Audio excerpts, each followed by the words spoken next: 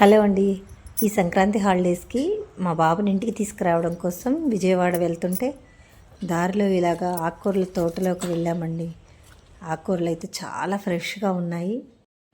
చూస్తుంటే ఆకుకూరలు అన్నీ కొనాలనిపిస్తున్నాయి, అంత బాగున్నాయి.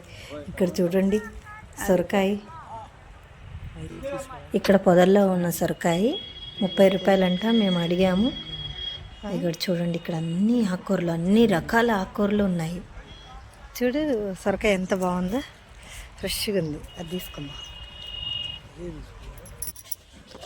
ఆకుకూరలు అయితే కట్ట 20 రూపాయలేనండి. ఇవిగోండి, బచ్చల కూర, తోటకూర, పాలకూర, చుక్కకూర, ఎన్ని రకాలు. ఇవిగోండి, వాటిల్లోనే బచ్చల కూరలోనే 2 రకాలు ఉన్నవి. గోంగూరలో కూడా 2 రకాల గోంగూరలు, అన్ని రకాలండి. ఎన్ని రకాలు ఉంటే అన్ని రకాలు ఉన్నాయి.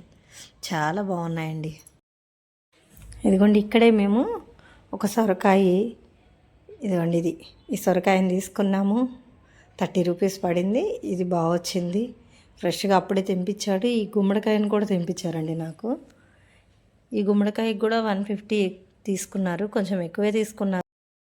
మాకు ఇక్కడ మార్కెట్లో అంతకన్నా తక్కువే వస్తాయి, కానీ చాలా ఫ్రెష్గా తోట నుంచి తెచ్చుకోవడం అయ్యేసరికి నేను తీసుకున్నాను.